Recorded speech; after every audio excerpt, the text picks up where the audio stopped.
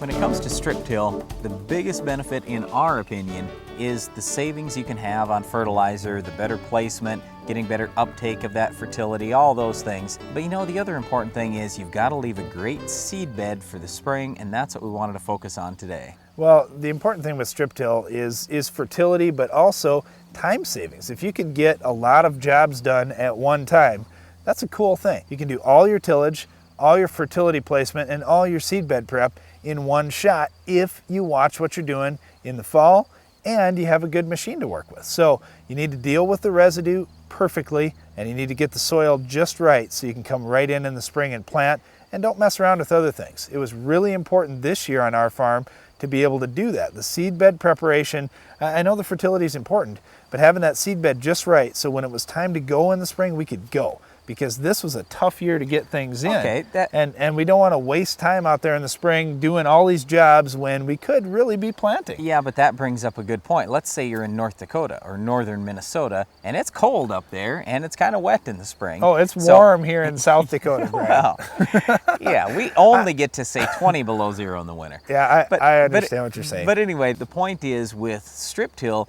it doesn't necessarily have to be your only tillage. You mentioned that it could be your only tillage. So on our farm, in many cases, it will be our only tillage. But you know what? If you wanted to run out with, let's say, a super coulter, a Selford machine, some other type of tillage, you can still follow up with your strip till machine. So don't be thinking that this is the only thing you can do out there. You can do other things too. I just do those first and finish up with your strip till. Now, we normally talk about strip till in the fall. It can be done in the spring as well. It's just that we like to do strip till with knives. So we like to have that mole knife so we can put that fertilizer down, let's say 8 or 10 inches deep. We're not real big fans of doing strip tillage with just coulters. It can be done, but we would rather have that fertilizer placed deeper in the soil. We can put more out there, we can place it better, we can get a little bit better uptake in our opinion. What my point is in the spring, are you really going to go out with something 8 or 10 inches deep? Well, if the ground is fit enough to do that, it's way more than fit to be planting. So in fact, you may have been fit to be planting a week earlier before you could get it out with that strip till machine. So generally speaking, we would prefer to see that strip tillage done in the fall, just so you can better use your time in the spring to do planting. Okay, let's talk about one of the tougher situations, corn on corn. We've got lots of corn stalk residue out there. We need a coulter on the front of our strip till unit that's going to be able to cut through that. In general, we want to see a very large diameter coulter out there. We like a 24-inch coulter in the front of our strip till unit so we can get lots of surface area across that and be able to slice completely through. Again, you could use a different coulter machine before you do your strip till if you want to size up that residue a little bit, but you can do it with your strip till machine as well. So cut those stalks up very well so you don't have that hairpinning down in your furrow when it comes spring. The other thing that you're going to want to do with your other coulters or whatever tillage you're doing on your strip till unit, you don't want to either see a crater of soil in your strip till path, or you don't want to see this huge mound of soil. There has to be this middle ground. It's not going to be perfectly flat when you're done.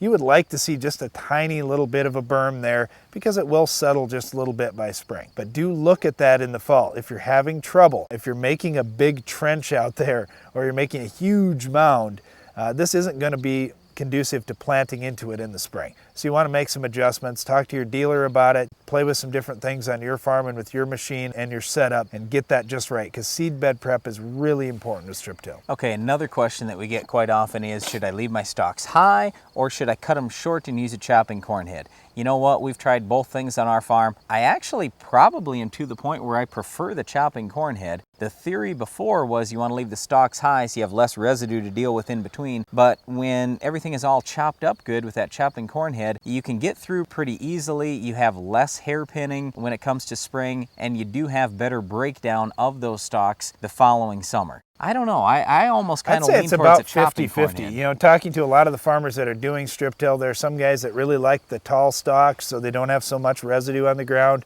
and there's others that want it chopped and all laying down there. If you're just doing strip tillage, the further north you go, probably the more black soil you'd rather see rather than having a mat of residue on the ground. The further south you are, you're going to get a little bit more moisture. You're probably going to have those stalks breaking down just a little bit more in the fall. You're going to have a little longer fall to deal with. So you'll have to see on your farm what you prefer. Once again, strip tillage we believe is important in terms of fertilizer savings, but it's also important if you want to provide a good seed bed for your planter in the spring. Well, one of the things you may have to deal with in the spring if you don't control it now is our weed of the week, so we'll tell you how to stop it today on your farm.